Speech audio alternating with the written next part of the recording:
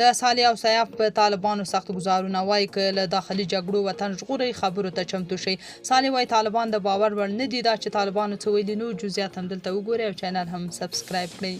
صالح وایي هیڅ کله په طالبانو باور مه کوئ، ډیر تاوان لري. د پخواني ولسمشر لومړي مرستیال امرالله صالح وایي چې د طالبانو حکومت به هیڅ کله په مشروع حکومت بدل نشي او تر نسکورېدو پورې به د ملیشو په توګه پاتې شي. نوموړي په خپل ایکس کې ځینې هغه موارد لیکلي چې د نوموړي په وینا د طالبانو په حکومت کې به هیڅ کله ترسره نشي.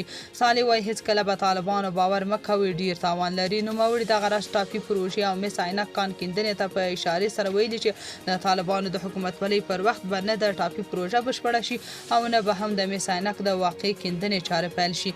صالح وایي تر څو چې طالبان د حرص او ځان غوښتنې په لټه کې ځانونه حکومت کړي د مس عینک کیندنې چارې به پیل نشي او هغو کسانو چې د مس عینک هوکړه لیک لوستی او د نړیوال بازار په مفهوم پوهیږي دغه هیڅکله دوی نه تاییدوي.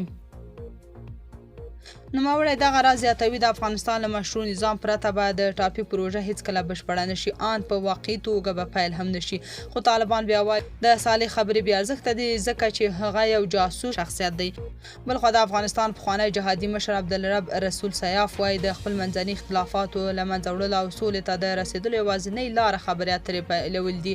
سیاف په خپله ایکس پاڼه کې لیکلي چې خدای دې د ټولو اړخونو ذهنونه خلاص کړي. په ترکیه کې میشت د افغانستان پخوانی جهادي مشر عبدالرب رسول سیاف په خپل ایکس پاڼه کې یو ځل بیا په غیر مستقیم ډول طالبان د سولې خبرو ته بللي دي. له دې وړاندې سیاف ویلي چې خدای دې په افغانستان کې داسې یو حاکمیت رامنځته کړي چې ټول وګړي پکې خپل حقوق او وجایب وپیژني.